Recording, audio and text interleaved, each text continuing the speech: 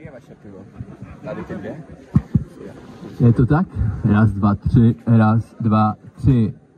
Banát Festival 2025. Jste tady s náma? Jo! Jste tady s náma, Banát Festival. Tohle je podcast pod pódiem. Úplně poslední podcast letošního ročníku a vlastně možná i první podcast letošního ročníku, když to tak vezme, ale zároveň úplně poslední číslo, který tady letos uvidíte. Já vítám všechny příchozí, tohle je podcast pod pódiem. A začíná přesně tam, kde má začínat. Jsme pod pódiem, jsme zatím takový outsideri, za náma už se sklízí stage, ale nám to vůbec nevadí. Tohle je open mic a právě teď začínáme. Pohodlně se usaďte, jdeme na to. Banát 2025. Já jsem k tomu chtěl říct nějakou speech, ale nenapadá mě vůbec nic. Bylo to strašně super, bylo to strašně prima, ale teď není čas na rekapitulaci, není čas na to být sentimentální. Pojďme si to rovnou uvízt s naším hostem. Motivační podcast pod pódiem začíná právě teď. A se mnou tady je Turista Svaťa. Tak kdybych byl uvaděč MMA, tak bych ho představil zhruba takhle, ale zkusím to ještě normálně pro normální obecenstvo. Turista Svaťa, takovej týpeček, který si turistikuje po světě a vlastně možná by se dal říct, hledá nějaký smysl v tom, co dělá, hledá nějaký smysl v těch cestách. Klub českých turistů ho chce vzít do svých řad. On je takový jejich neoficiální influencer a dneska i možná o tomhle tom tématu se rozpovídáme trochu víc. Svaťo, chceš říct něco na úvod? Je to tvoje. Ano, tak děkuju Vítku za pěkný uvedení. Já bych chtěl teda ještě předvést takovou nástupovku, jo? Takže jsem turista. T-U-R-I-S-T-A. Turista. Jsem turista. Takže ano, když mluvíš o tom klubu českých turistů, tak samozřejmě, že jakoby mám v tom trošku prsty, že to si asi nebudeme nalhávat. A zároveň, ano. Takhle, mně to přijde docela jako reálný issue, reálný problém, protože oni si berou kus tvýho brandu, tu turistiku vlastně, na kterou ty referuješ. Já se teď přiznám z hlavy, nevím, kdo z nich byl dřív, jestli to byl ty, nebo jestli to byl ten klub, ale jako je tam trošku kolize jako v tom názvosloví, tak jestli jste jako spolu za dobře, že oba používáte tu turistiku, ten přívlastek. Já ti to vysvětlím. Vlastně ten příběh zatím je úplně jednoduchý. Já jsem samozřejmě založil tenhle brand, jakoby rozumíš tomu. A těsně potom právě vznikl ten klub českých turistů a já jsem si vlastně ještě nestihl patentovat tohle slovo. Takže bohužel prostě vznikli jsme téměř zároveň a ta situace není úplně příjemná ani pro jednoho z nás, ale ještě jsem teda chtěl jakoby říct, podotknout, nevím, jestli o tom víš, jakou jsi dělal rešerši na mě.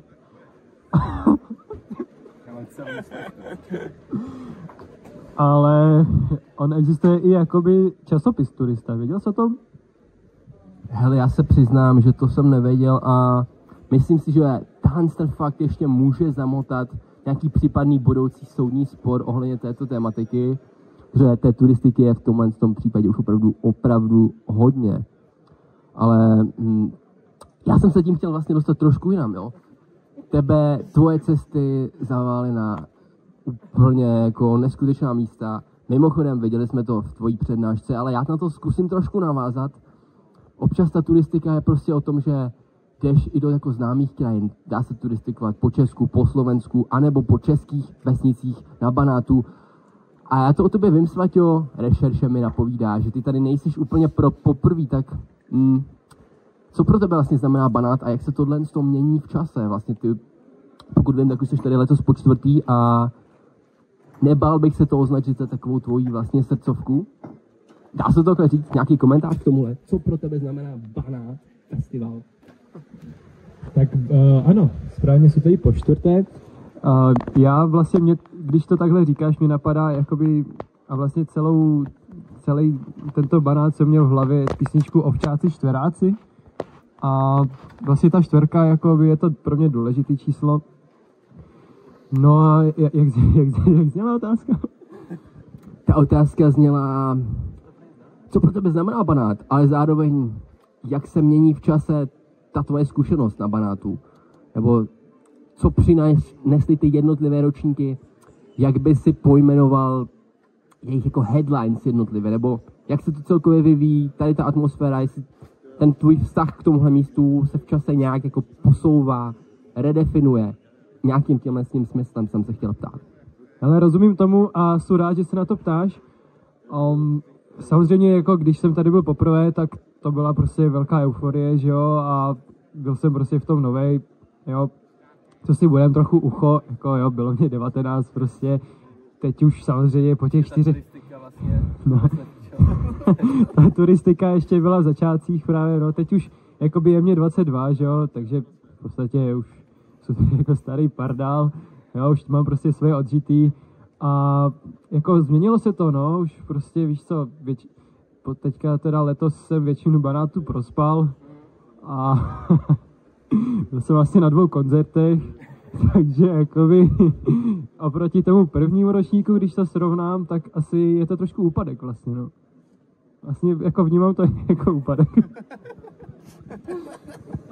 Tak, tohle jsou hodně silný slova. Já zdravím v publiku všech 5 posluchačů, tohle je motivační podcast Banát 2025. Sváťo, kde máš vlasy do píči? A tohle je přesně to, co se mi na tom Banátu líbí. To, co to za mě jako tady definuje, to je taková ta spontánnost. Takový to, že jenom jdete kolem a hnedka se připojíte na diskuzi. Vítejte na podcastu. Takhle, pokud chcete, můžeme se teď udělat rychlý kolečko. Mikrofon může jít komukoliv i do publika. Ty otázky můžou přijít přímo od vás. My jsme podcast pod pódiem, podcast. Ty otázky přicházejí ze spoda. Kdykoliv si zakřičte, kdykoliv zvedněte ruku a mikrofon může být právě váš. Jo, mně se líbí, že se ta konverzace ubírá přesně tam, kam se ubírat má. To je za mě ta definice Banátu. Já jsem tady, když na tebe navážu, jo. No, vypadá to, že... Yes, vypadá to, že pódium se nám tady taky trošku přemístuje, každopádně furt platí, že my jsme podcast pod pódiem. A nemáme ani vyšší ambice, že bychom se chtěli dostat na pódium. Nám to stačí tady. Svaťo, mně přijde zajímavá ta evoluce a myslím si, že jsou to silný slova říct, že letošní Banát byl slabý, nebo jak jsi řekl? Ty jsi řekl, že to bylo na píču. Že to upadá. Ty jsi řekl, že letošní Banát byl úpadek. To mi přijde jako hodně silný slova na závěr tohoto festivalu. Připomínám, my jsme úplně poslední číslo v rámci toho ročníku, takže je to taková retrospektiva, je to takový to, pojďme se upřímně podívat na to, jakým způsobem to tady dneska letos probíhalo a říct, že to je úpadek, shoutout, já to respektuju, ale je to možná přeci jenom z tvýho pohledu, protože když se podíváme třeba na ty statistiky návštěvnosti, tak se můžeme podívat, že letos tady byla rekordní účast v podobě 1500 lidí, vyprodaný všechny lístky. Počkej, a to máš odkud tady tu informaci? To je nějaký jako oficiální číslo? Tak lidová slovesnost v okolí lecos prozradí, ale... Dobře, takže 1500 účastníků letošního festivalu Banát 2025, tak já jim všem děkuju, jo, jako na druhou stranu všichni jsme si to tady užili společně, to jako nepopírám. Na druhou stranu, jo, 1500 lidí, už se to tady jako trošku ztrácí, víš, ty známý tváře pak mezi nima. Víš, co ti myslím?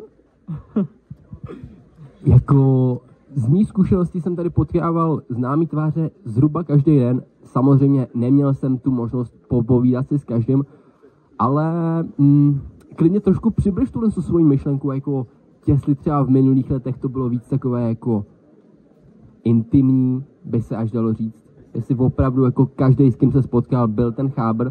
Jako letos mi ten počet přišel furt jako optimální a jako v nějakých v nějakých jako snesitelných mezích, ale chápu, že nemám to porovnání předchozí ročníky, tak jestli bys jako pro diváky tady mohl hodit takový rychlej pitch na to, co si myslíš o tomhle tom. Jako dle mých informací minulý roky bylo tak kolem 1000. A jako když se bavíme o té intimitě, tak jako minimálně minulý rok to pro mě bylo určitě hodně intimní. Ale jako furt nejsou takovej ten jako vyloženě OG, jak se říká, víš, že bych zažil ty úplně první ročníky, kdy to asi bylo úplně o něčem jiným. Já si myslím, že už jsem zažil vesměs zhruba to stejný, víš, jako jestli je to 1000 nebo 1500, to je něco jiného, než když tady bylo třeba někdy, já nevím, 200 lidí, nebo neumím si to vlastně ani úplně představit. Takže Mě k tomuhle napadá jedna myšlenka, kterou pronesl jeden z největších myslitelů 20. století, Josef Stalin, možná ho znáte. Ten říkal, že jeden člověk, to je tragédie, 1500 lidí na banátu, to je statistika. Takže v tomhle smyslu si myslím, že jdeme dál, jdeme vejš, ale líbí se mi, jak jsi to dostal do té hnedka osobní roviny a já bych tímhle s tím směrem chtěl pokračovat dál, jestli to nevadí. Jestli to nevadí všem divákům, díky moc, že jste tady. Já jsem Prince Zvukař. Já jsem byl v prvním díle podcastu jako host a ten bohužel... Já jsem mluvil, já šel zvuk nám nějak ty kozbůle, jak jsem se na to mohl podívat. Zvuk je trošku... Jony, Poddimenzovaný. no, trošku poddimenzovaný. Já můžu tady otočit nějakým kolečkem, který nevím, co znamená. Měli jsme v rámci našeho podcastu takové zvukařské okénko, ale já bych to rád posunul přesně do té osobnější roviny. Máme tady turistu Svaťu, jednoho z nejznámějších protagonistů české turistiky a stojí za to samozřejmě ho tady pořádně vyspovídat. Takže Svaťo, ty jsi zmínil, že minulý ročník byl pro tebe hodně intimní záležitost. Já se chci trošku povznést na ty reálie, co tohle tvrzení vlastně znamená, ale ta otázka, kterou bych ti chtěl položit, myslíš si, že všechny cesty vedou na Banát? ano. Skvělá otázka. Vlastně minulý rok to bylo opravdu hodně intimní. Potkal jsem tady jakoby svou životní lásku, ale o tom to vůbec není. Je to o tom, řeknu vám skvělý příběh. To jsme spali tady takhle, já nevím, jestli znáte stage, nebo teda takovou jakoby rádoby stage u Freddyho, jo, Freddy a Krusty. Tak tam je pak takhle jako, posloucháš mě vůbec, ty vole? Já jsem to tam viděl, přesně vím, kde jste spali. No, takže tam jsme spali, tam je pak taková stodola, jo, na dvorku a tam je seník, když vlezeš po žebříku nahoru a tam jsme měli takový krásný vynález. Máš tušení, o čem mluvím, nebo vůbec? Mám pokračovat? Pokračuju, tak dobře. Takže jsme byli na seníku a když jakoby se vám chce chcát, což je jako dost často, že jo, tak potřebujete někam teda chcát a když jste nahoře, tak se vám nechce lozit furt po tom žebříku dolů a zároveň nechcete úplně jako chcát jako do toho sena tam, jo, to se úplně nehodí. Takže jsme jakoby přišli s takovým vynálezem, že jsme teda uřízli petku v půlce a narvali jsme ho mezi do suku prostě, jo, jako do díry jako ve stěně prostě. A byl to takový pisoárek vlastně, jo. Protože tím hrdlem to jako by čouhalo ven, jo. A zároveň ta petka, jako ta rozšířená část byla vevnitř, takže jsme takhle chodili na pisoárek, no. Ale špatný bylo, že pak si tam někdo lehl hrozně blízko k tomu. Já nevím, nebyl jsi náhodou ty, Peťa? Aha, no. Tak někdo tam prostě ležel hodně blízko tomu pisoárku. My jsme tomu teda říkali pisolár, já nevím proč, pisolár, jo? Ale byl to nejlepší vynález Banátu 2024, dodnes na to vzpomínáme a vlastně tam ta intimita byla jako velká, no, prostě obzvlášť, když třeba se sešlo na pisoláru víc lidí jako zároveň třeba. Tak tam... Je to otázka, jestli se trefíš. No. Takže... Jak se... Jako představ si, že ve 3 lidech přijdeš do takovýhle díry. No, takže tak? Takže jestli jsem to pochopil, tak ta vlastně ta intimita toho ročníku 2024 spočívala v tom, že jsme tady měli takový jako přenosný latríny, by se dalo říct. Tak to nebylo úplně přenosný, ale teďka vlastně, když mluvíš o té latríně, tak mě napadá ještě jeden skvělý příběh. Já jsem se vlastně na tu 24 vrátil z Pákistánu, jo, a tam vlastně mě postihla taková, víš, jak se říká v Egyptě faraonova nemoc, tak tam to byla prostě Mohamedova nemoc, jo, a jako drželo se mě to fakt dlouho. A tady ještě vlastně, když jsem překračoval ty bulharsko-rumunské hranice, tak přesně tam vlastně pod mostem mě to ještě jako drželo jako hodně. A tady právě na té latrínce u toho krasťáka se mě poprvé podařilo po 3 měsících, já nevím, jak to můžu říct, jako aspoň trošku slušně, ale prostě poprvé se mě podařilo vyprázdnit v pevném skupenství po 3 měsících. A byl to pro mě fakt hodně, jak říkáš, intimní moment, pamatuju si na to živě. A tam se zrovna chystal koncert. A bylo tam už pár lidí a já jsem byl na té kadiboudě a podařilo se mě toto a tak jsem prostě rozrazil dveře a jako slavili jsme prostě všichni, chápeš? Bylo to pro mě fakt jako silný moment, no, toho ročníku. Ne, já ti samozřejmě gratuluju. Za mě to je jako jeden z předních achievementů toho minulého ročníku, kterého jsem teda nebyl součástí, ale takhle z té ústní lidové pověsti, kterou tady teď s náma sdílíš, díky za to, tak za mě to je hodně velký prostě achievement, který ho určitě dosáhl. Ale já teď trošku přemýšlím, jako jak to posunout dál, jo, protože teď jsme se dostali takový jako debaty o hovně, trošku by se dalo říct. Já vím, že ten Pákistán v lidech zanechá hodně auweis, co se týče střevní mikroflóry a co se týče jejich bříška. Můj kámoš třeba stopoval Pákistán, Indie, pak se vrátil domů a následující rok se léčil s hemoroidama. Já jsem chtěl dát minutu ticha, ale stačí asi pár vteřin. A v tomhle ohledu ti hodně gratuluju k tomu, že se to povedlo v tomhle skupenství prostě, no. Bana 2024. Mně se líbil ten příběh, který si vyprávěl přesně o tom minimalismu, jo, protože spousta z nás to možná známe, nejsme třeba až tak jako konzumní společnost, když se porovnáme s nějakým mediánem v České republice, s tím, kolik zdrojů tady potřebujeme a jakým způsobem tady žijeme, kempujeme a tak dále. Asi jako pro obyčejného Pražáka by třeba ten lifestyle tolik nebyl. Co tím chci říct, je přesně to, že ty jsi z toho Pákistánu přijel s jednou jedinou igelitkou a s jedním jediným tričkem Steak 2012, Rebel vole. A jestli máš k tomu něco, protože mě to přišlo, my jsme se v tomhle stavu vlastně i potkali minulý rok, úplně poprvé. A ono to o tom člověku jako lecos prozradí, a lecos napoví o jeho lifestylu, o jeho životním putování, směřování, myšlenkách a ideích, tak jestli bys jakoby naznačil prostě, proč jsi takový punkář, Svaťo? Já fakt nejsem punkář, tyhle, když mě tady jako hrozná kosa. Jo, já mám taky zima. No, proč jsi takový punkář? Já bych se asi nenazval jako punkáčem, víš co? Já třeba tebe jako považuji za mnohem většího punkáče. Jo. No, ty jezdíš bez stanu a já jezdím se stanem. Takže tady to jako mluví samo za sebe, podle mě. Co si o to myslíš? Tak já ti moc děkuju, ale vzhledem k tomu, že já moderuju ten podcast, tak já tady zakazuju jakýkoliv kult osobnosti ohledně mě. Ten podcast je primárně o turista Svaťa.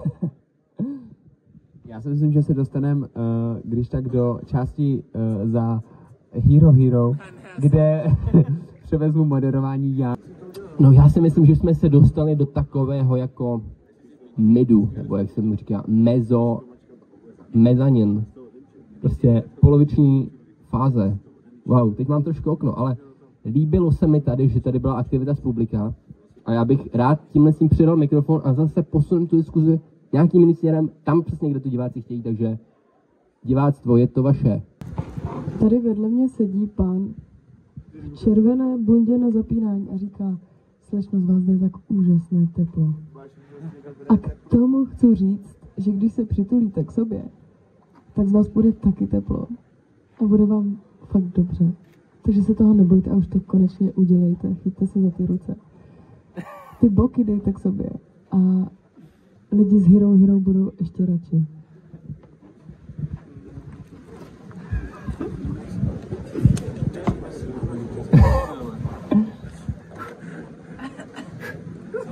No.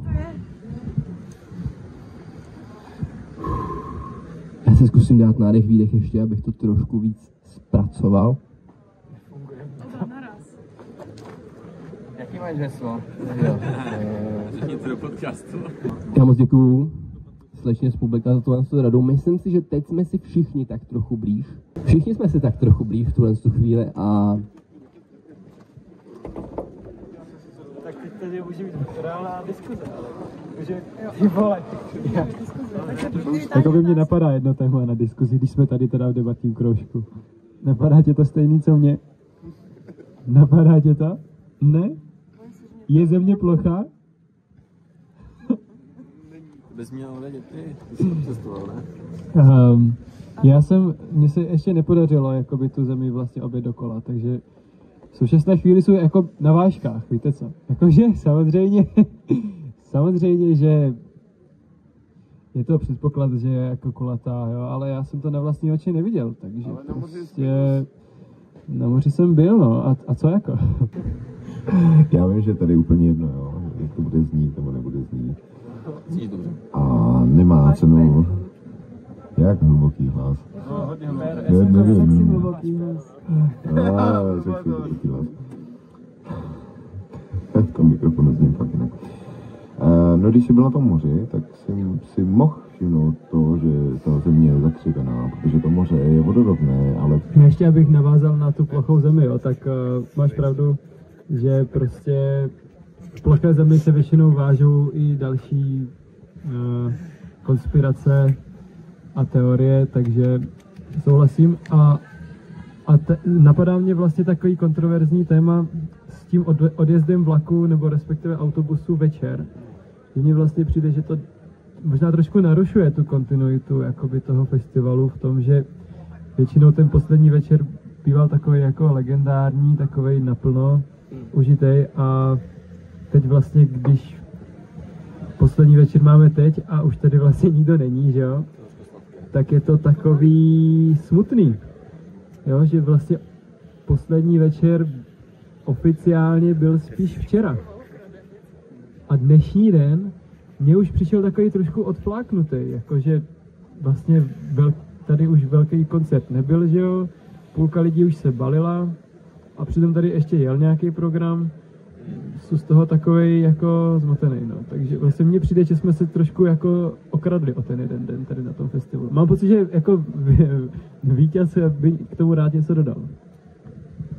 Ty jsi zmínil tu kontinuitu a mně právě přijde, že ta kontinuita pokračuje z toho minulého ročníku. Protože my jsme tady v průběhu našeho podcastu mluvili o intimitě. Zdravím všechny posluchače. A ta intimita je dokonána právě v ten večer, kdy si tady v takovém rodinném kruhu můžeme klábosit v rámci podcastu Pod pódiem a můžeme sdílet ty svoje intimní zážitky z toho ročníku a je to v tomhle je to jako nová příležitost, nová jako možnost, kterou ten festival přes. Možná to nebylo intimní tolik v tom počtu, kolik lidí zde letos bylo, ale právě tím spíše je ten večer intimní a příjemný. A takový small indie. Tak ono to tady takhle zhruba vypadá třeba den před festivalem, že jo? Mám takový pocit. Já bych jenom chtěl dodat, že vlastně tohle místo je pro mě takový docela iniciační, že ohledně té pálenky. Myslím, že toto místo mě poznamenalo tím, že jsem mohl poznat takové různé druhy té palenky a vlastně myslím, že nikdy tolik druhů jsem nemohl poznat ani ochutnat. Toto místo mi dalo fakt, že jsem začal od borůvky a skončil jsem u máty a bylo to fakt hustý, kolik se toho tady dá prozkoumat z tohoto hlediska. Já bych ti chtěl doporučit, pokud bys chtěl v tomhle poznávání pokračovat, tak teď je ideální čas zaletět si nebo zajet do Arménie, kde teďka máme konec srpna, tak zhruba za 14 dní, 3 týdny tam vrcholí sezóna slivovičky a všech dalších pálenek a vřele to doporučuji. A v Arménii, nevím teda jako kde ještě třeba jinde, ale v Arménii fakt máš pálenku úplně z čehokoliv, co má v sobě cukr a je to prostě skvělý. A když ne, tak ho přidáš a máš toho taky pálenku, no, takže fakt jako hustý. A nám se tady vrací Vítě a jak se říká, něco přichází, něco odchází, takže mě je hrozná zima a já se loučím a půjdu spát, takže děkuju za pozornost a užijte si zbytek debaty. Vidím, že tady máte ještě piva, takže určitě vymyslíte ještě něco i beze mě a uvidíme se doma. A s ostatníma se uvidíme za rok. Děkuju. Yes, a tím pádem teď přichází ta část za pomyslnou bránou.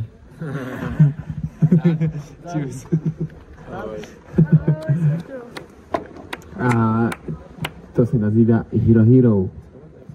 Jestli můžu, teď chci velký shoutout, udělejte všichni pořádný bordel, tohle byl Turista, Turista, jsem turista svatá. Bordel, to svatů, díky moc.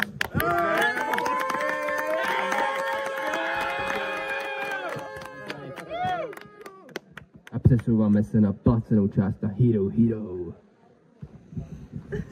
V tom případě bych sem rád pozval na chvíli učitele ze svaté Heleny, Luky. Pojď na stoličku. Všechny streamery. No, hned bych se tě rád zeptal, protože tady máme podcast pod pódiem a festival Banán vlastně ještě oficiálně neskončil. Ještě pořád pokračujeme. Na to, jak jsi užil letošní ročník festivalu. Festival Banán. Jsem si užil velmi festival Banán, zejména tuto část, kdy jsem se snažil instalovat hamaku a zjistil, že je úplně naho. Jak máš velkou hamaku? Bohužel menší, než bych si přál. Bohužel myslím, že hamaky normálních rozměrů nejsou vhodné pro 2 lidi. A ani pro no, spíš se s tím docela pojí otázka, jak se spí v hamace, protože já jsem to jednou vyzkoušel a upřímně docela toho lituju. Možná možná to je můj problém, že jsem měl slabý spacák a měl jsem karimatku a možná jsem nebyl dokonale připraven, ale myslel jsem, že jsem dokonale připraven s karimatkou, kterou jsem měl pod sebou, ale i tak mi byla kosa a byl jsem docela rozlámaný, takže jsem pořád tím vstan, anebo prostě počirák. Já se obávám, že... Jo, máš pravdu, mě by to taky hrozně zajímalo. V tom případě předávám slovo a ještě říkám a dělám reklamu této mikině, protože včera v tomhle počasí jsem se klepal kosou, ale dneska jsem pořídil reprezentant Identalu a takže pokud nemáš tuhle mikinu a máš normální hamaku, jakou byste doporučili? Jako...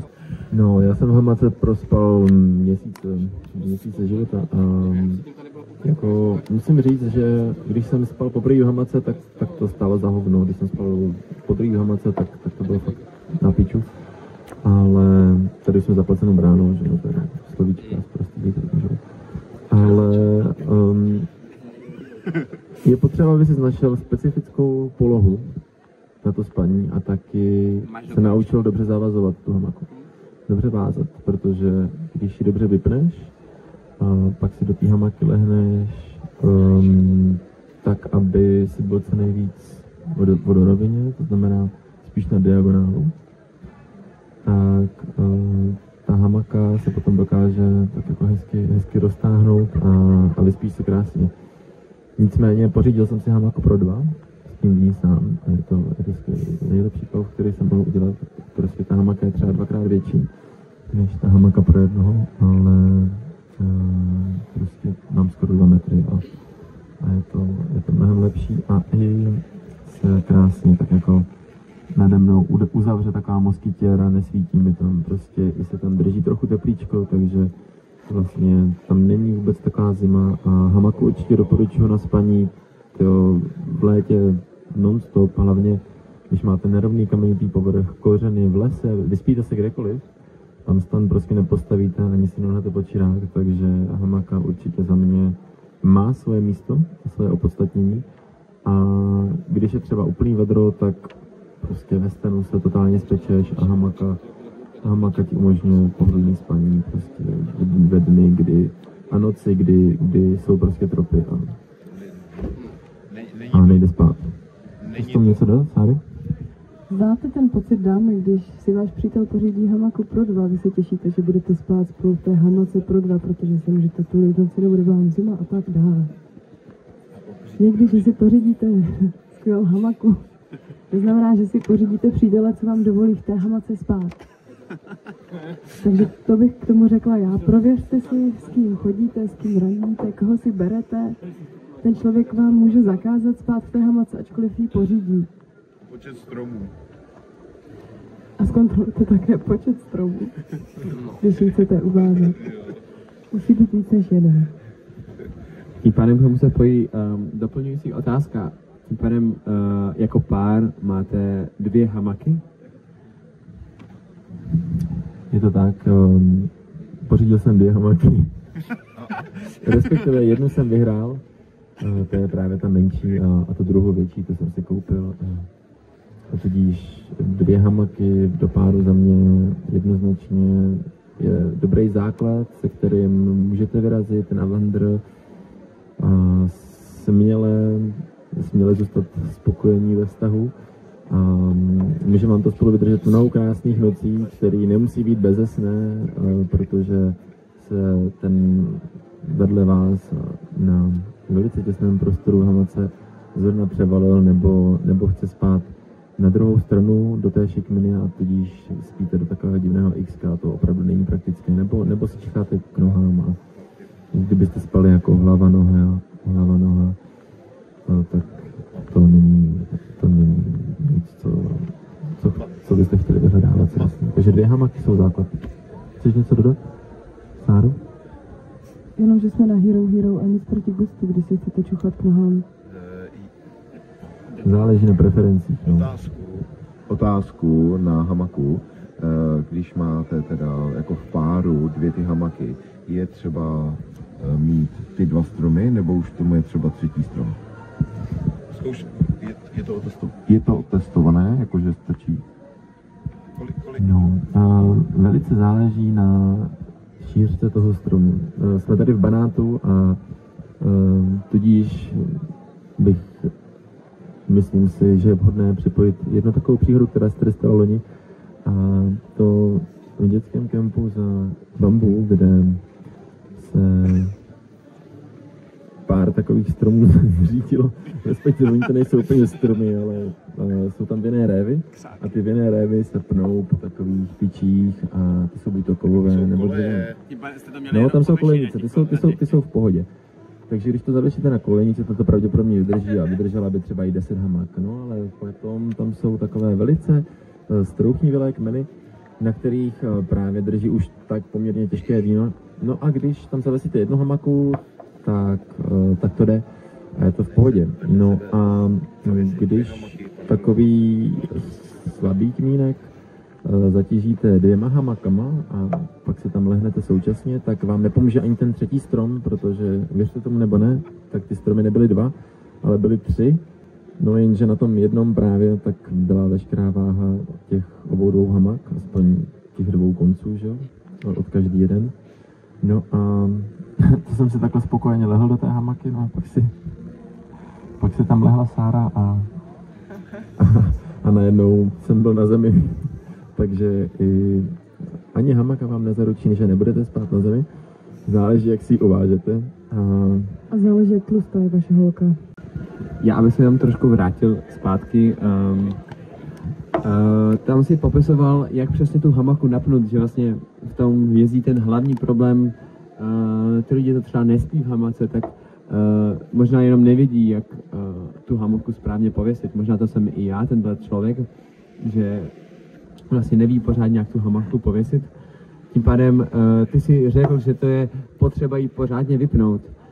A myslím, že se s tím pojí i další problém, který vězí v mých hlavě, že když jedeš do oblastí, kde třeba ty stromy nemáš, nebo nemáš možnost kam tu hamaku pověsit, myslím si, že tím pádem může být řešení spát normálně pod širákem, nebo jak to řešíš, nebo když prší a nemáš kam se schovat, tak myslím, že stan v tomto způsobu docela vyhrává, že máš to svoje prostředí, můžeš se tak jako odprostit od toho okolí a udělat si to svoje prostředí soukromí, mít trošku v tom stanu. V té hamace myslím, že asi tak toho soukromí tolik nemáš a jsi pořád spojen s tím okolím a v tom stanu si můžeš trošku odprostit od toho okolí. A asi se pojí s tím otázka, co s tím, když nemáš stromy a jsi na místě, kde to nejde moc vyřešit. To mě zajímá. Dobře, děkuji ti za tohle velice dlouhou a náročnou odpověď. Nicméně pokusím se odpovědět na něco nejlíp, protože je to určitě v něčem možná dokonce otázka života a smrti. Prostě když se dobře nevyspíš, tak jestli ty a druhý den se tím může něco stát a to rozhodně nikdo nechce, aby si stalo něco zlýho. Takže kvalitní spánek je určitě základ a proto jsem vlastně vždycky připravený na všechno. Mám s sebou karimatku, spacák, to znamená, vždycky jsem můžu lehnout někam ven na zem, když nejsou stromy, ale hamaka vlastně se dá zavěsit i na zábradlí, který je do sebe třeba aspoň 2,5 metru daleko nebo nic takového, což většinou tak bývá taková ideální vzdálenost, takže už se mi stalo i, že jsem spal prostě zavěšený mezi dvěma patkama prostě sloupku, vypl jsem tam tu hamaku a spalo se krásně. Vlastně jsem tam spal mnohem líp než na zemi, protože ta hamaka mě odslonila od komárů. Když jsem spal venku, tak právě všude byli komáři, takže to samozřejmě řeší stan, nebo se dělá hamaka s moskytěrou, takže tam bych řekl, že vlastně hamaka s moskytěrou nebo ten stan určitě vyhrává jednoznačně první místo. A je to o tom, kdy jedeš, kam jedeš, jak se na to připravíš, jak se vybavíš. Za mě určitě každý ocení nějaký to kilčo dole na váze, když někam cestuje nebo jede. A tudíž se nabízí i spoustu různých urbexů, když by náhodou mělo pršet, nebo si chtěl po cestě dopřát nějaké to soukromí. A další věc, která s tím jde v ruku v ruce, tak je ta, že záleží na tom, co preferuješ. Prostě je to člověk od člověka, jaký ten typ soukromí vyžaduješ. Ale i tak si myslím, že když hledáš ty příležitosti, tak je najdeš. Prostě stačí se dívat kolem sebe a najdeš ideální spaní. A kdo chce, tak ten prostě, kdo hledá, tak najde, jak se říká. No a potom jsem se vlastně ptal úplně na začátku na to, jak tu hamaku vypnout. No, tak to samozřejmě záleží na tom, jak dlouhý máš kabel v první řadě, respektive nějaký to lano.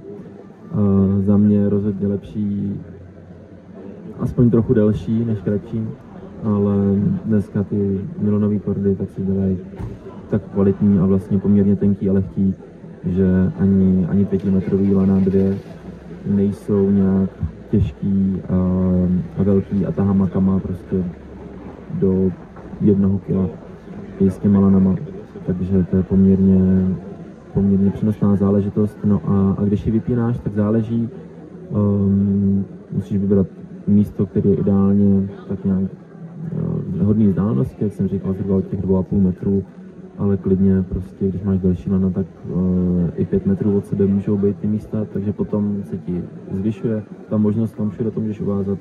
No a základ je taky dobře umět vázat uzly, hodí se ti určitě, jako docela se mi osvědčil ambulantní uzel, který tě prostě nezradí stávalo se mi i dřív, když jsem vlastně začínal spát v hamace a vázat hamaku, že ten úzel prostě nevydržel a párkrát jsem sletěl dolů, takže jako správně zavázat hamaku je někdy otázka života a smrti, obzvlášť když jsem třeba vázal hamaky 2 nad sebe a ta druhá hamaka je klidně ve 2,5–3 metrech, slítnout z takové výšky, když pod tebou někdo spí, no tak samozřejmě to není příjemný, ale kdybys tam byl třeba takhle vysoko, což si myslím, že je zase fajn, že tam můžeš mít právě i nějaký bezpečí soukromí, do té hamaky není vidět a poskytuje taky takový mikrosvět, tak to může být docela fatální, no, spadnout se špatně uvázaný hamaky. Sorry, promiň. Ještě k tomu vypnutí. Popsal by si prosím tě, jak správně vypnout tu hamaku, protože myslím, že to může být docela trýznivá otázka a hlavní point toho, jak někoho ne přemluvit, ale někomu říct, jak správně s tou hamakou cestovat a jak ji správně využívat.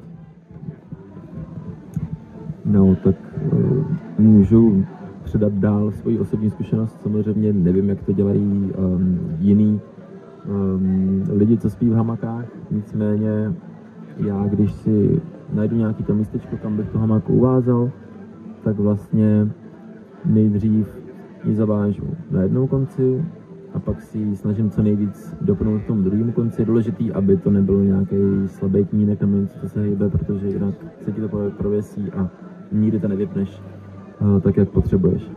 A potom většinou otestuju, jak ta hamaka drží a tím pádem se mi dotáhnou nějaký ty uzle a většinou ještě vezmu ten kabel nebo ten provaz a ještě víc to dotáhnu, aby to bylo vlastně co nejvíc naplý a tudíž se mi osvědčilo, že vlastně můžeš spát právě v té horizontální vodorovné povloze. Rozhodně nedoporučuji příliš zavěšovat, nebo takhle, záleží právě na tom způsobu, jak si to lehneš a jakou máš houpací síť. Někteří lidi zavěšují vlastně hamaku na nějakou jako konstrukci nebo na něco, co je vejš, tudíž tělo navisí jak kdyby ze zhora a celá ta síť je prohlá do takového účka.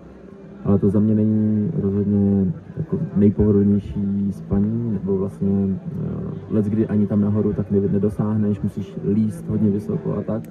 Takže najdeš si něco, co je v rovince, krásně to vypneš a leckdy tam nemusíš mít ani žádný větve nebo něco, za co by to bylo zachycený a že by ti to potom silo, když máš kůru stromu, tak to je dostatečně drsná. A když to máš dostatečně vyplý, tak tím, že si do toho lehneš, tak vlastně ty dvě síly jdou proti sobě a tudíž ti nehrozí, že by si potom sjel. Samozřejmě, kdyby to byla nějaká hodně hladká tyč, tak možná jo, ale není nic, co než to vyřešit, dáš pod to nějaký trikoručník a tím pádem tam vlastně to jako zdrsníš a nesjede ti to. Mně se moc líbilo, jak jsme technicky shrnuli pro naše diváky na Hero technikálie ohledně toho, jak správně zavést hamaku, aby se člověk co nejlépe nebo co nejefektivněji vyspal, ale my jsme tady v první části našeho podcastu hovořili o nějaké jako intimitě, o tom, jaký máme vztah k banátu, o tom, kolikrát jsme tady byli a mně to teď přijde docela logický propojit s tím vlastně, jak si tady popisoval technicky, jak zavázat tu hamaku, tak co je potřeba se naučit, co mi z toho vyplynulo, jsou prostě nějaký závazky, úvazky té hamaky, ale závazky jsou taky mezi lidma a já jsem si všiml, že na letošním banátu jsi tady, pokud to přes trošku ty osobní roviny, s tvojí holkou, tak jestli pro naše diváky, ať to trošku je okořeněný, ať to trošku spicy, tak jestli chceš třeba hodit nějaký jakoby rychlej příběh toho, jaký to tady je být na banátu s holkou, jestli máš nějakou zkušenost, pokolikrát tady vlastně seš a tak nějak přiblížit nějaký ty rozdíly, když je tady třeba člověk solo, že je tady třeba člověk s holkou, jak prožíváš ten ročník, jak prožíval třeba předchozí ročníky tohle z toho festivalu. Tak já děkuji za tohle otázku, která nás zase zbližuje a nevím, jestli mi je tepleji, ale budu si představovat, že se tady nemusím tulit teďka sám se sebou a se svými houslemi, které mě hřejí na zádech. No nicméně, abych odpověděl na tu tvoji otázku, tak já jsem na Banátu podruhý a vlastně poprvé to bylo loni a už loni jsme tady byli s přítelkyní spolu. Takže nedokážu úplně objektivně posoudit, jaký to je tady nebejt s někým druhým. Nicméně za mě hodně záleží na tom, jak si to nastavíš ve vztahu, jaký ten vztah, ten závazek máš, jak si to nastavíte s tím druhým člověkem. Já třeba můžu sdílet svoji zkušenost ze našeho vztahu, kdy mám pocit naprostý svobody, můžu si jít zapařit na jakýkoliv koncert, nevadí, že tancuju s nějakou jinou holkou nebo že se bavím s někým jiným. A to jsem, řekl bych, šťastný ve stavu. A možná právě díky tomu jsem šťastný, protože není to o tom, jako s někým začít flirtovat nebo nějakým způsobem se snažit toho druhého podvádět nebo podvést nebo zatajovat prostě nějaký kulišárny a dělat neplechy. Ale zkrátka s čistým svědomím si nepřipadám nějak vázaný na toho druhého, že bychom prostě museli všude chodit spolu a že bychom se museli shodnout na tom, jaký program navštívíme a je skvělý, že o sebe někdy jako půl dne, den nevíme a pak se někde potkáme a je to strašně krásný mít tady toho blízkého člověka, se kterým se potkáš a samozřejmě ten společný čas je cenný, ale vlastně k tomu vůbec není potřeba ten program a za mě osobně jsme si letos moc užili výlety tady po okolí společný nebo právě dny před festivalem, kdy jsme cestovali po dalších krásách tady v Banátské oblasti a i jsme jeli do Srbska. Takže určitě to, že jdeš na festiák s někým, s přítelkyní, se ženou, kdokoliv, tak neznamená, že záleží, jak si to nastavíte, ale neznamená to, že by člověk nemohl být sám nebo se nemohl nějak bavit na vlastní triko. Takže za mě na to mám takovýhle pohled.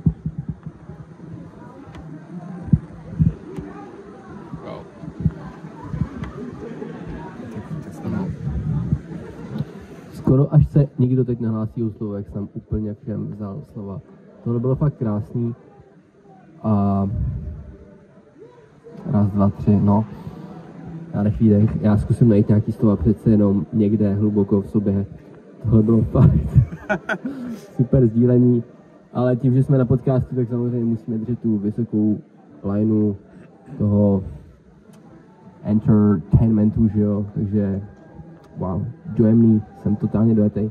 Ale co jsem chtěl říct, tak se mi líbilo to, jak si hodil do reflexe tu nezávislost, nebo tu independenci. Ty jsi tady zmínil, že třeba o sobě půl den, celý nevíte, pak se potkáte. A to mi přijde to krásný, že v rámci toho dnes můžeš tak nějak dělat, co chceš.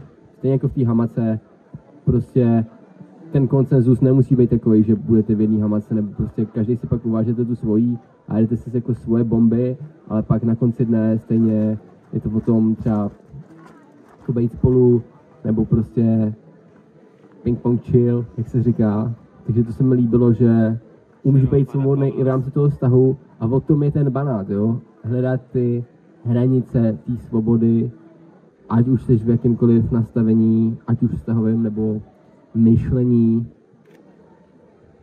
To je tak to, co jsem chtěl říct. Já si myslím, že bychom měli načít nějakou novou otázku,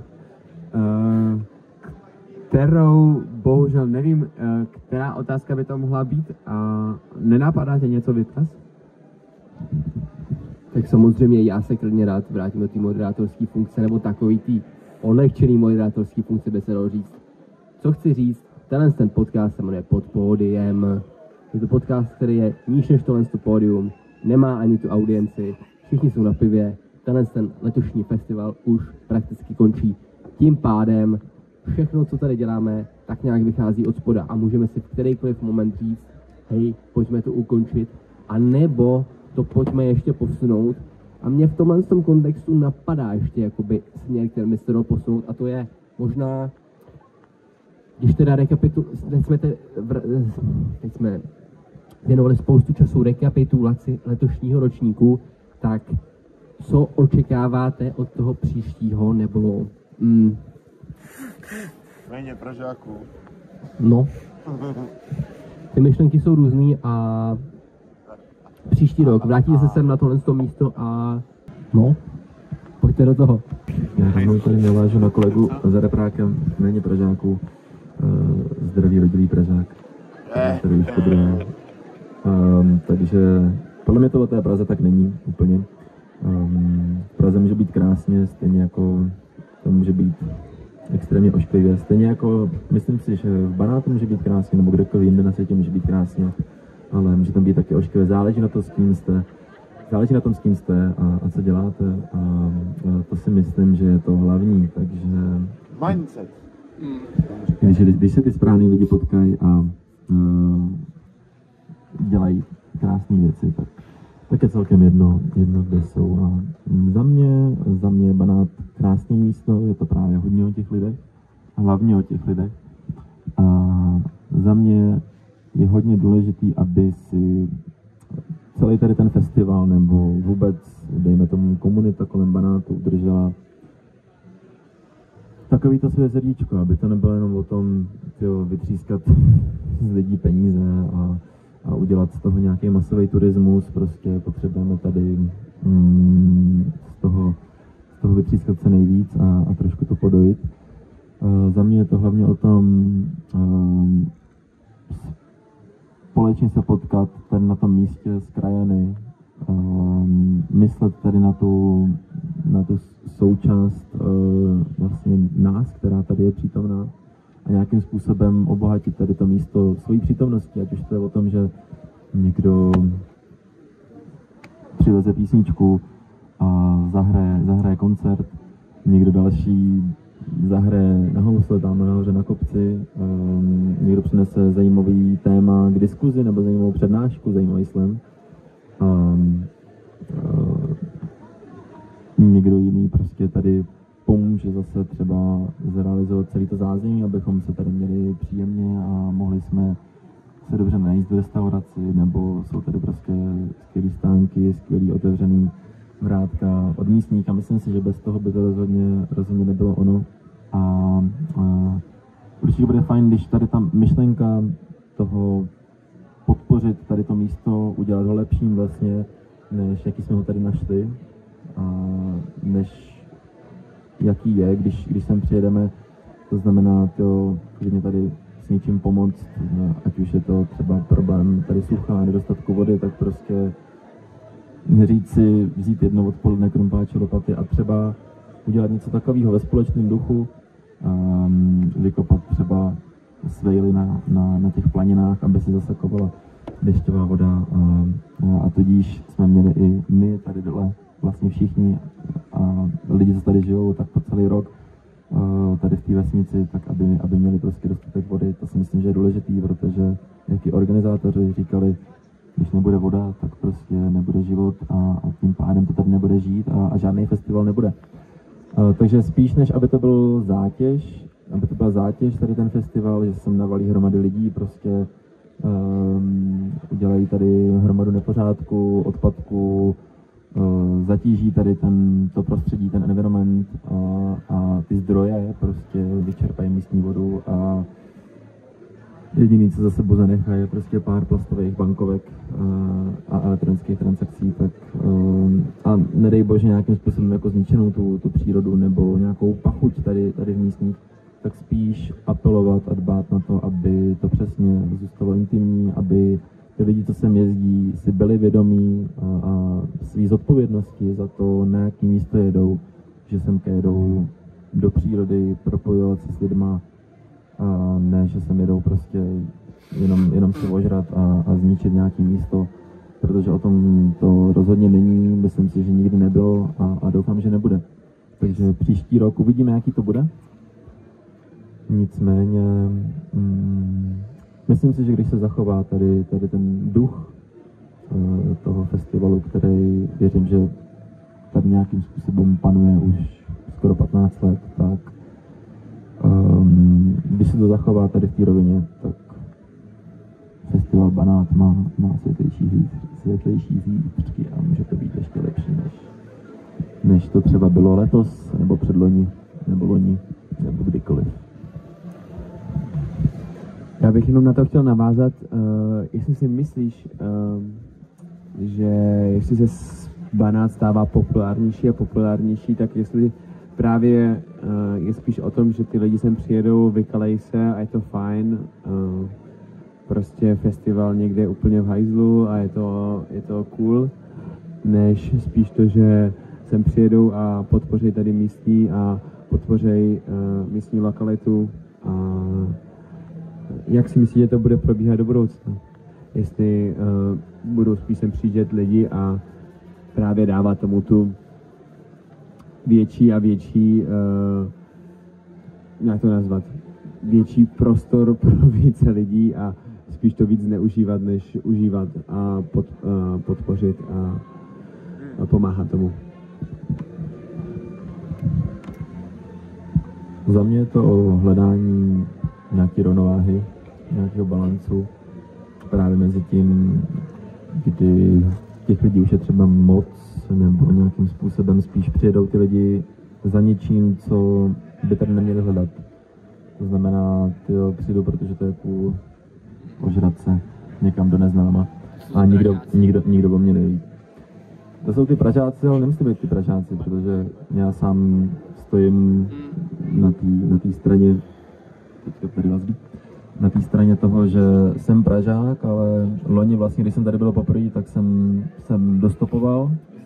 Dostopovali jsme sem tak nějak úplně tak takovou šťastnou náhodou. Chtěli jsme se sem podívat, nicméně ty očekávání jsme vlastně neměli vůbec žádný a spíš jsme se tak jako zapojili jako dva cestovatelé tady do dění festivalu, přihlásili jsme se jako dobrovolníci, pomohli jsme tady prostě celým tomu fungování a nějakým způsobem jsme se tady propojili se skvělýma lidma a myslím si, že když sem bude jezdit hromada takových lidí, kteří prostě budou mít co nabídnout, budou to ty zajímaví lidi, ty cestovatelé, ty hudebníci, ty lidi, kteří tady chtějí obohatit něčím ten prostor, který chtějí přiložit ruku k dílu a k tomu, aby se společně něco povedlo a nejen se tady prostě na půlku týdne sundat a pak se vrátit vyřízený domů, tak myslím si, že když se tomu bude dávat jiná message a v dnešní době i síla algoritmů je neskutečná, to znamená, když ano, to jsme slyšeli včera na slevu, když se nějakým způsobem bude podporovat tady to myšlení v těch lidech a ta myšlenka toho, hele, pojďte na Banát, protože tady chceme společně vytvořit tohle a tohle, a ne protože máme ještě volné lístky a marketingově na vás uděláme tak a pojďme vám to prodat, uděláme promo na Facebooku, na Instagramu, pojďte, protože potřebujeme naplnit kapacity a vytřískat z toho prachy. To znamená udělat nějaký zisk a ta myšlenka prostě se stane víc ekonomická a víc to bude cílit na ten profit, než aby to nějakým způsobem podpořilo tady to místo, tak to bude průser, ale když tady bude to, dejme tomu v úzovkách vyšší dobro, myslím si, že to stejně funguje i u firem, který prostě, když přináší nějakou dobrou službu, tak to spoustě lidem zlepšuje život a je to i o tom, aby si ta firma vydělala peníze na své fungování samozřejmě, to znamená, má ekonomickou prosperitu, tím pádem může pomáhat třeba více a více lidem, a nebo zlepšovat tu kvalitu. To znamená, myslím si, že i tady je to vidět oproti Loňsku, ten posun tady v té vesnici, jak to vlastně jako dokáže pomoct. I ty peníze prostě jsou potřeba pro to, aby se něco dělo. Myslím, že ta kvalita toho festivalu a organizační a to všechno jde nahoru a nahoru. To je za mě skvělý. Myslím si, že se to jako může zachovat tu stoupající tendenci, co se týče kvality nějaké organizace nebo zkrášlování právě tady toho místa. A myslím si, že právě ty lidi, co sem jezdí, tak mají obrovský potenciál v tom, aby se tady udělalo spoustu dobrýho. A právě i všechny ty peníze, co sem ty lidi přivezou, když to tak řeknu, a s radostí je tady utratí, ať už za domácí fíkovici, koblížky, nebo prostě za chleba se sádlem, tak jsou to takový hlasy, zkrátka ty peníze, co máme, a záleží, co podporujeme. No a když ta myšlenka tady toho festivalu bude, pojďme tady podpořit banátskou školu, banátský děti, tady Eibenthal, ale třeba i jiné vesnice, nebo ty lidi zkrátka, co tady žijou, nebo pojďme třeba udělat nějakou sbírku na tady ten projekt, který třeba včera tady právě byla ta diskuze s promítáním ohledně sucha, co s tím dělat, tak když se prostě udělá třeba nějaká sbírka, vyberou se peníze na tohle, tak semka třeba můžou přijet dobrovolníci a dá se tady to místo nějakým způsobem měnit a není to jako, že tak jedu do Banátu a je mi celkem jedno, co se stane, no tak tam za 5 let vyschne voda, ale tak tam ještě 4 roky budu jezdit a dokud pivo poteče, no tak 2 roky budeme vozit cisternu, no pak zjistíme, že není voda už ani jinde a tím pádem bude všechno konec, no a pilníky padají a předávám slovo. Já se chci omluvit za ten pojem Pražák, protože ty jsi to tak potom všechno krásně rozvinul do toho, co mám celou dobu v hlavě a vlastně na tu myšlenku, kterou mám v hlavě. Pro mě je Banát festival selektivní, jo? Že dojedeš na festival, který je vzdálený 850 kilometrů, proto, aby tady byli filtr na lidi, jo? Jsou tady lidi, kteří jsou prostě jenom v pohodě. Já mám rád Banát z toho důvodu, že to je obrovský filtr na lidi. Ten mindset je tedy jiný, jo? Je to 850 km filtru na lidi. A právě když se tady potkají krásní lidi, tak dokážou krásné věci a dokážou všechny ty peníze a tu energii, a peníze jsou prostě jinak přetvořená energie, ale ať už to jsou prostě peníze z Prahy, z Brna, z Ostravy, z Olomouce, i z nejmenší dědiny prostě kdekoliv v Čechách, tak tady se zkrátka všechny ty peníze potkají se tady všechny ty lidi, ať už jsou odkudkoliv. Když je napřímý vůči společné myšlence, nebo vůči nějaký krásný myšlence, tak dokážou krásné věci. Ale my jsme tady přesně řešili ten aspekt toho prostředí, do kterého je festival Banát zasazen, a to jo. Jdeme za Vídenka. Díky moc, chlapi. Díky moc za vaši účast na podcastu. Já jsem chtěl říct, že přesně o tom to je, že tenhle festival, včetně tohle podcastu, ale hlavně tenhle festival je zasazený přesně do toho tradičního prostředí, kde ty lidi to trochu nutí přemýšlet tím stylem, že jestli není lepší ten odpadek hodit rovnou do té popelnice a na nějaký to schromážený místo, odkud to může odvízt, protože jsme přece jenom mimo civilizaci, než tady nechávat vajgle. A ta koncentrace vajglů tady na těch stagech je jako téměř nula. Jako nula, nic takzvaně. Takže nějaký ten filtr přesně toho, že jsme 850 kilometrů od našich hranic tady jako existuje a v tom to má své kouzlo ten festiák.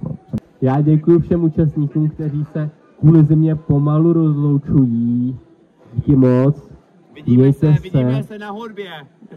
Mějte se krásně, pánové, a já jsem moc rád za to, že se tenhle náš podcast, který začal tak úplně skoro až organicky, úplně skoro až náhodou, úplně od spoda, úplně pod pódiem začal tenhle náš podcast, jakým způsobem se z něj stal nejdřív taková spověď toho kluka, který už tady něco zažil a který něco znamená pro naši společnost a který je takovým symbolem turistiky naší země, kdybych měl shrnout tu proběhlivší 1,5 hodiny.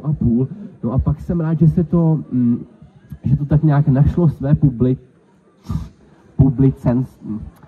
posluchačstvo, bych tak řekl. a stala se z toho taková příjemná komorní seance, plná rozhovorů s lidmi, o kterých jsme ani nevěděli, že budou chtít se účastnit tohle podcastu, a to se mi líbí, že přesně ten podcast odpovídá svému jménu, že pod stage, pod pódiem, že vlastně může kdokoliv přijít. A i když to jsme tady pouze ve dvou, tak já myslím, že těch posledních 20 minut tady ještě dokážeme tak nějak dorekapitulovat Banát 2025. Jonis?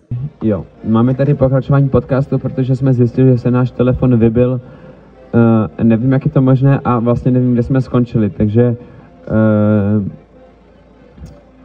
shrnovali jsme teď v posledních, myslím, 10 minutách, jak jsme se sem dostali pomocí automapy a jak být digitálně minimální, protože je to krásné a dokáže to zbudit spousta krásných myšlenek a doplynout spousta vašeho dopaminu do vašeho těla, teda, že vaše tělo vypustí spoustu dopaminu. Teď bych chtěl shrnout vlastně, jaké myšlenky rezonovaly, jak v tomto podcastu, myslím, že se to docela shodovalo s myšlenkami, které rezonovaly tak celkově u nás, u Veferdovi a celkově tak na Banátu, že je to krásné vlastně, že se to sešlo i tady v tom podcastu a tak nějak to vyplnulo i z našich posluchačů, který tyto myšlenky přinesli.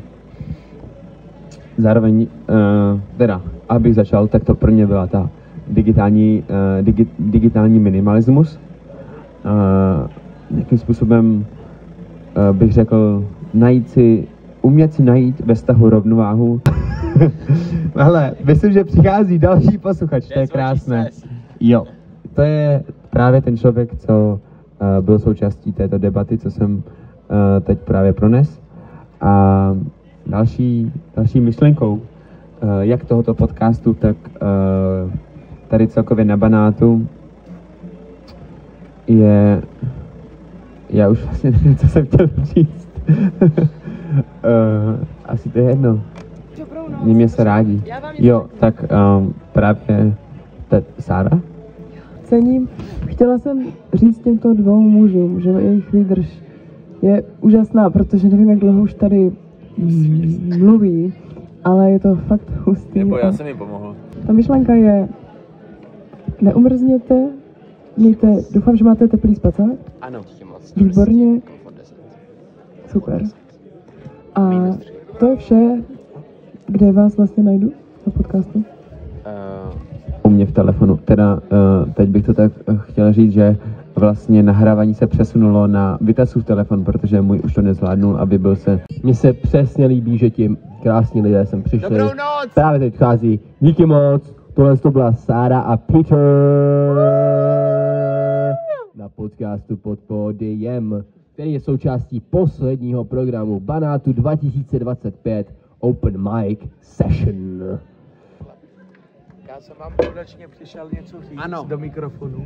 Já jsem vám přišel říct, že právě odcházím domů a to je to nejlepší, co člověk na tomhle festivalu v ten pravý okamžik má udělat. Tak, dobrou noc, mistře nedůležitý. A přesně tato desorganizovaná struktura je to, co nás na tomhle tom dílu podcastu nejvíc baví. Je pravda, že ten první díl byl takovej o nás dvou, hodně jsme mluvili o sobě. Tohle se mě bavilo, že bylo přesně o našich posluchačích a o těch lidech, kteří s náma sdělili ty momenty. Já za to ještě moc děkuju. A zase jsme tu zbyli my dva a podle mě máme ještě několik minut na to udělat ten recap a já bych to chtěl jakoby dokončit. Tu cestu sem, to, jakým způsobem jsme to tady my prožívali. A myslím si, že to bude takový pěkný uzavření, ať už přetáhneme tu půlnoc, nebo nepřetáhneme. Za mě to byla velmi užitá akce, bylo to tady krásný. Měli jsme hlavně taky čas na to si pořádně užít ten čas společný, jak ve Ferdovi, tak i s lidma, který jsme tady mohli a měli příležitost tady potkat na festivalu Banát 2025. A jsem za to velmi rád, protože to byl intenzivní čas a stálo to za to. a děkuju za to, protože kdyby se nerozhodnul, že pojedu ve Ferdovi tady do někam na Banát nebo tady někam do Rumunska, tak vůbec tady tu zkušenost mít nebudu a já jsem strašně rád, že ji mám, protože to fakt stálo za to. Díky. Jo, je to přesně tak. Takhle probíhala naše cesta a já to možná zkusím ještě trošku dát takový krátký recap tady na ten záznam, nevím, jak jsme to měli, ale líbila se mi ta spontánnost tohle z toho tripu.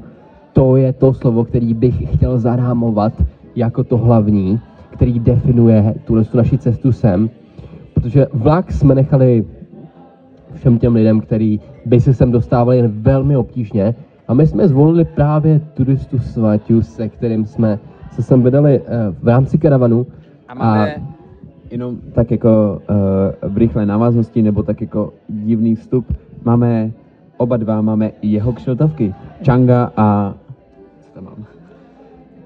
Hele, zkusíme to vyluštit, jo. Vacation Club, jo. Yes. That's it. To je rychlý vstup. Jenom rychlý vstup. Jo, je to tak? Vlastně promo shoutout turista Svaťa, který byl součástí tohoto podcastu už teď na země na youtube.cz.com, sorry. Jsme pro tu Hero část. Mně se líbila ta spontánnost toho výletu, toho, jak jsme neplánovali takřka nic. Bylo to 3 messenger zprávy, jak už jsem říkal. Bylo to přesně o tom, že teď si naskočíme do karavanu a jdem. A pojďme vymazat to digitální prostředí, ten digitální space, pojďme to hodit do toho šuplíku, pojďme jít podle automapy, pojďme si všímat těch věcí, které se odhrávají podél té silnice. Najednou sleduješ ty čísílka 308. 308, jakože silnice číslo 308. Co to znamená? To je věc, kterou když pojedeš podle Google Maps, podle GPSky, nevšimneš si toho v životě, ale najednou tě to nutí zamyslet se, co to znamená ta 308 podél té cesty, kterou jedeš. A teď přijde kruháč, jo? Kruháč, 4 výpadovky, OK, musíš se zpomalit, musíš to přesadit na 2, musíš jít 20 kráků za hodinu a teď si koukáš na každý jeden z těch výjezdů, kde pokračuje ta 308, po který chceme jet. A tímhle tím způsobem, mimo dálnice, na bank, s navigátorem, s automapou, každý den 10 hodin, 2 dny to trvalo, cesta sem na Banát. Bylo to svým způsobem vzrušující, svým způsobem, nebo tím způsobem, jak to bylo jinak dopamin vyplavující a tím způsobem, jakým to bylo netradiční oproti klasické jízdě, ať už jdete kamkoliv na dovolenou, na jakoukoliv dlouhou trasu, tak mi to přišlo fascinující a přišlo mi to netradiční a přišlo mi to jako takové přesně to médium, které je nadčasové. To, že knížky vznikly ve 14. století, to, že je čteme i v dnešním století, tak přesně to stejné jsou automapy a podle mě vždycky to stejné ty automapy představovat budou v tom smyslu, že to je taková nadčasová technologie, podle které, když budete jezdit, tak se nikdy nestratíte a vždy najdete ten správný směr a vždy vás dovedou do cíle. Ano, možná s nižší efektivitou, ale za to s jinou dimenzí zážitku, kterou už tolik třeba nenaleznete dnes v digitálním prostoru, když pojedete jenom na autopilot podle digitálních map nebo podle navigace. Tohle je takovej můj krátký postřeh z naší cesty sem, která byla za mě hrozně zajímavá, takovým svým způsobem zvláštně spojující a to, že jsme sem dojeli, považuji za to, že ten svět je vlastně a ty jsi geografie naši, já vím, že to teď trošku přenesu i na tebe, ale ten svět vlastně není tak velký. Když dokážeme jako část té naší planety, podle mě to, co jsme ujeli, je, kdybychom to vzali po obvodu jako rovníků, tak je to podle mě klidně 5% té planety. To jsme dokázali ujet jenom na základě toho, že někdo dokázal zaznamenat přímo do knížky, jakým způsobem ty cesty vypadají a jakým způsobem to je. Takže shoutout všem geografům, kteří se na tohle podíleli. A za mě je to opravdu nadčasový vynález, který tady s náma ještě bude stovky, možná i 1000 let. Každopádně, tím, jak jsme sem dojeli, to je teprve ten začátek. Pro mě a stejně tak pro tebe, to je první ročník Banátu, který jsme si tady vyzkoušeli. Banát 2025, jste pořád s náma. Všichni jsou tady s náma samozřejmě. Podcast pod pódiem, to je přesně ono. Open mic Banát 2025. Nicméně to, že jsme sem dojeli, nebo to, jak jsme sem dojeli, byl teprve začátek a mně se líbilo to, jakým způsobem jsme se uvelebili v okolí našeho ubytňáku, se kterým tady jsme. To, jakým způsobem jsme přistoupili k tomu programu, který tady je. To, jakým způsobem jsme se dali my tři a samozřejmě ještě Shady dohromady a jakým způsobem jsme tady balancovali tu rovnováhu mezi tím. Jít do toho eventálu, jít zavibovat na koncerty, jít si něco poslechnout, jít se pobavit s lidma versus pojďme si něco uvařit, pojďme si dát deskovku, pojďme si dát plank, pojďme jít srát, pojďme si zaběhat, pojďme si zajezdit na kole, whatever. Jakým způsobem jsme dokázali vybalancovat ty volnočasové aktivity, které tohle prostředí rumunského Banátu nám nabídlo v letošním ročníku, to mi přijde jako super, super, jak jsme to dokázali zagregovat a možná přesně k těm deskovkám by se chtěl teď vyjádřit ty, Jonas? Já, než začnu s deskovkama, tak bych strašně rád ještě shrnul to, jak Vitas mluvil o té digitální nezávislosti nebo tomuto hledisku do budoucna, protože já si myslím, že možná to je tak, že si všichni bojíme, že co to tam proběhlo, to bude nějaká kočka, že nás nahradí nějaký roboti, nějaká AI, whatever. Myslím si, že právě to je to, co právě co v nás bude hledat a bude to, v čem budeme hledat tu hodnotu. A to budou právě ty věci, které budou offline. Takže budeme hledat ten offline svět a já si myslím, že my jsme ho nějakým způsobem, takovým způsobem u nás nakousli při této cestě na Banát. Jenomže jsme jeli jen podle nějaké mapy a dojeli jsme sem a bylo to krásný a myslím, že na to budeme vzpomínat ještě dlouho. Tak to je jenom takový vstup na to, že bych se nebál toho, že nás tady nahradí nějaká AI. Myslím, že něco rozhodně, ale je to na nás, co si zvolíme. A my jsme si zvolili cestu dojet na Banát podle papírové mapy.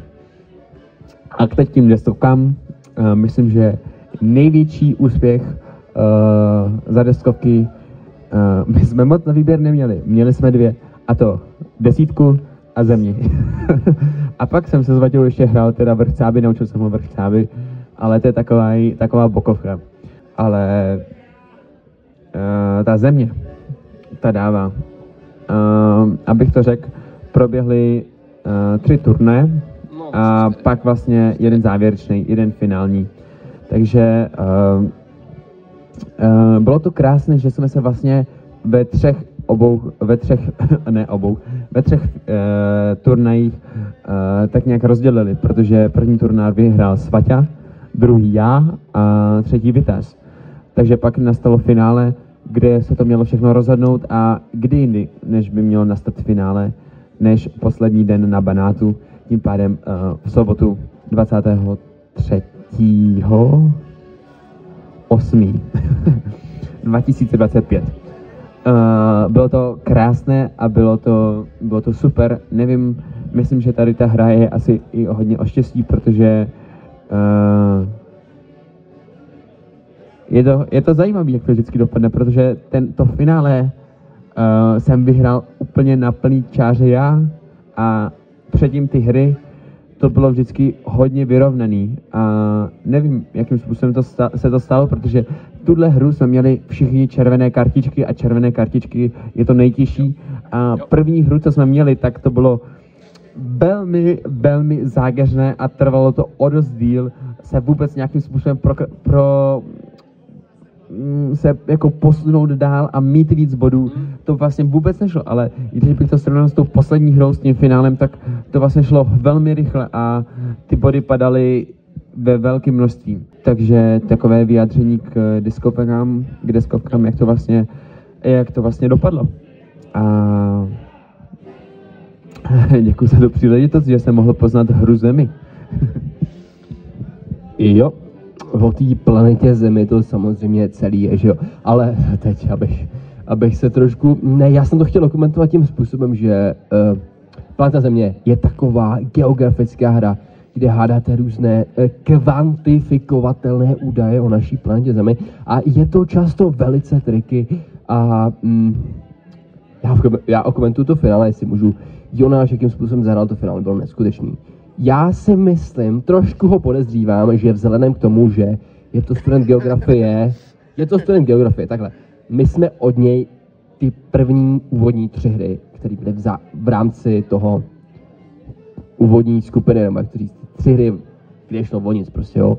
Tak my jsme v něj měli fakt jako očekávání, že to je pan geograf, že znáte špeky, prostě kde byl největší tornádo, nebo prostě kde je nejhlubší jeskyně na světě, nebo kde jsou nejsilnější monzuny, nebo kde plave největší kosatka, kolik má metrů. Všechny tyhle kvantifikovat ten údaj, že to prostě zná. Ale já si myslím, že právě tyto otázky padaly tuto poslední hru a toto finále, že fakt to byly ty geografické otázky a předtím tyto otázky vůbec nepadaly.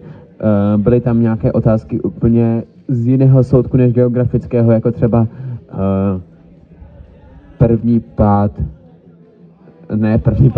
první seskok z letadla a podobné otázky. Takže myslím, že to právě byla taková souhra náhod, co se sešlo v tomto posledním a finálním kole.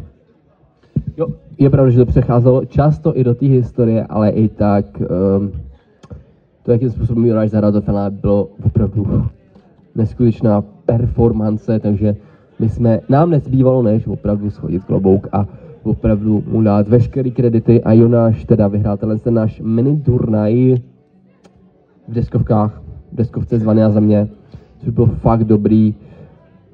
My se Svatěho bohužel tím, že nejsme bakalářsky ještě vzdělaní, samozřejmě ani Jonáš, ale ten je k tomu jako nejblíž, jo. Tak možná to pro nás představovalo jakousi disadvantage. Nevím, jak bych tohle komentoval, jako přeci jenom samozřejmě to, že jsme v procesu nějakého státního vzdělávání nebo certifikace nějakého vysokoškolského titulního procesu, řekněme. Tak samozřejmě to negarantuje ještě nějakou kvalifikaci pro to vyhrát deskovou hru. Ale i přesto si myslím, že Jonáš je z nás jako možná nejzkušenější matador, který k tomu bakalářskému titulu, ještě k tomu z geografie, která je současně provázaná s tou stolní deskovou hrou, taky je to nějaká advantage, kterou mu to přineslo v závěru toho finále. A samozřejmě nám teda nezbývá se Svaťou, než mu dát velký shoutout, že se to fakt povedlo náramným způsobem. Nicméně to, že jsme hráli Zemi, to teda shoutout Jonáš tady zandal, tak to byl jenom součást, jenom jeden z puclíků celého tohle z toho festivalu, kterému tady dáváme obrovský kredity a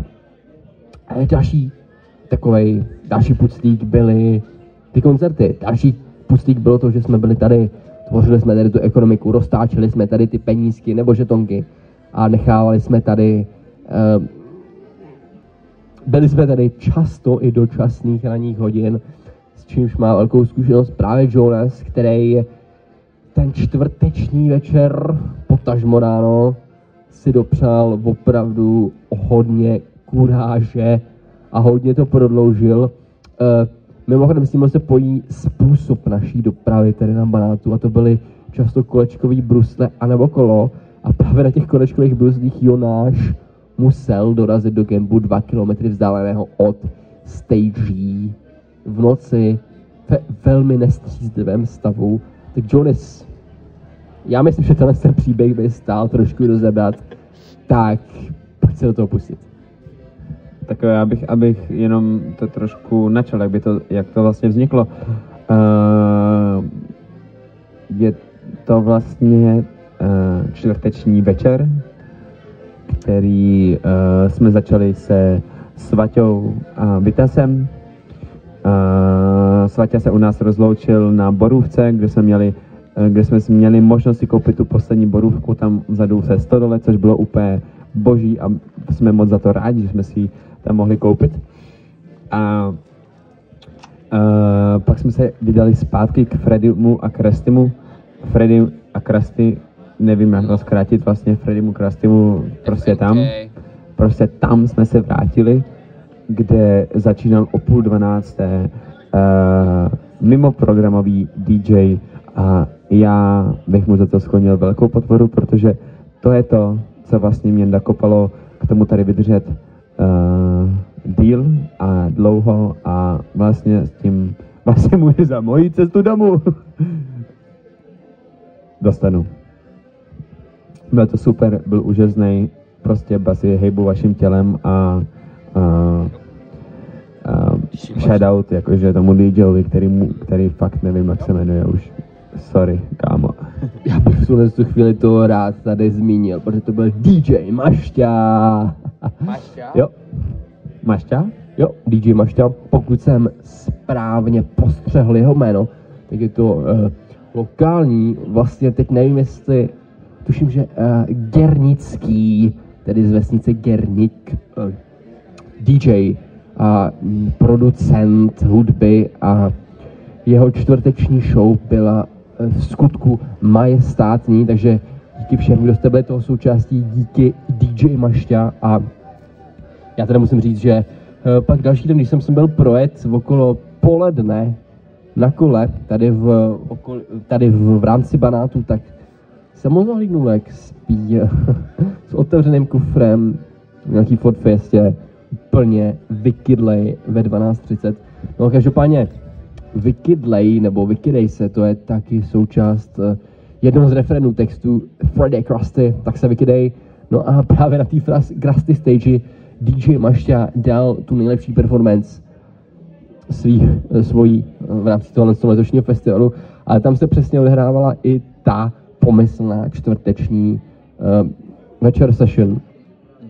Takže Jonas, big shoutout, že jste dokázal opravdu dovíst až zpátky do stanu, protože všechno, co jsem viděl já, z mojí perspektivy to bylo jenom, že vstávám v 9 ráno a OK, Jonasa jsem nějak dostal, ale to, jakým způsobem se jsem dostal, to musí být crazy příběh, který mi je zatím neznámý. Pojď do toho.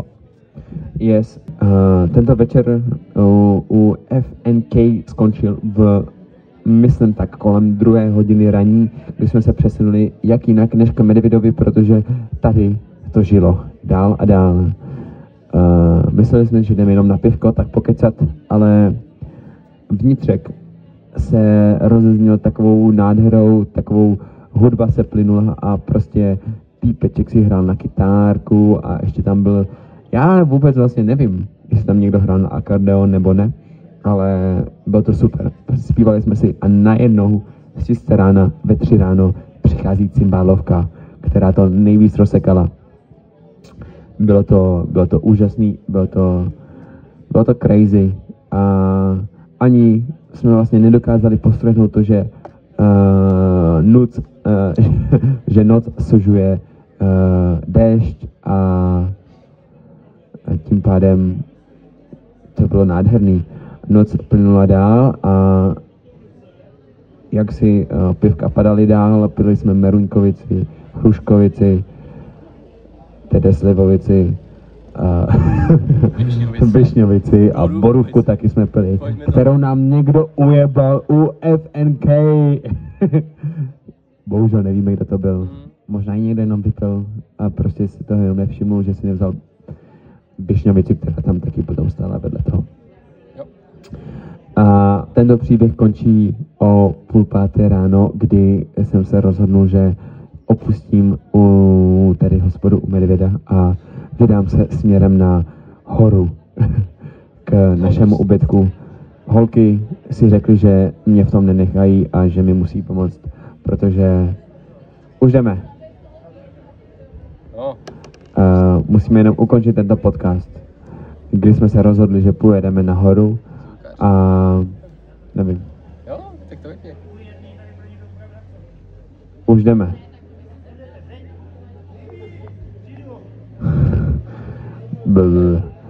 No, takovým nějakým způsobem. Já to potřebuji jenom dokončit tu myšlenku.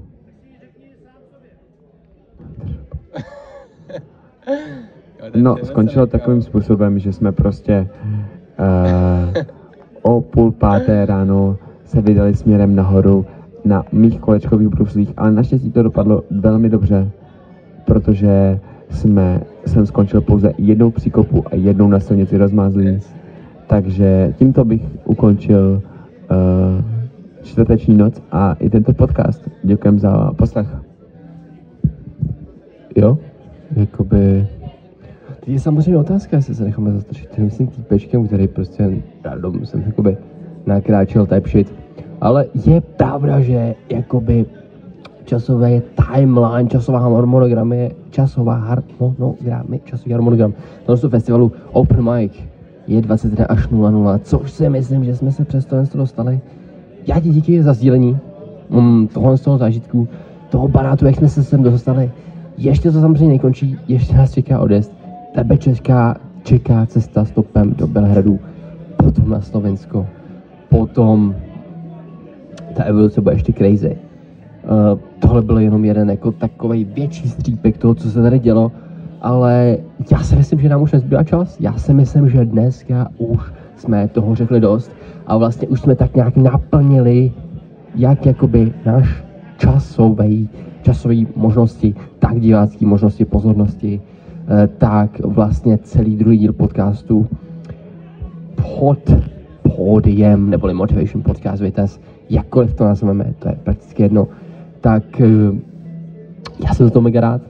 Já jsem rád, že to tentokrát šlo úplně crazy směrama, že to bylo od spoda, že to bylo pod pódiem, že to vedli lidi, že jsme tady měli diskuzi, že jsme tady měli připravený témata, že jsme tady šli do hloubky, že jsme tady škouzli po povrchu a v tomhle tom všem to bylo fakt hodně dobrý. My to tady ukončíme v tuhle chvíli. Díky moc všem, kdo tady byli v průběhu. Teď už tady není nikdo, ale to nevadí. Díky moc a vidíme se příště u další epizody. Tak jo, mějte se. Díky. Díka, čau.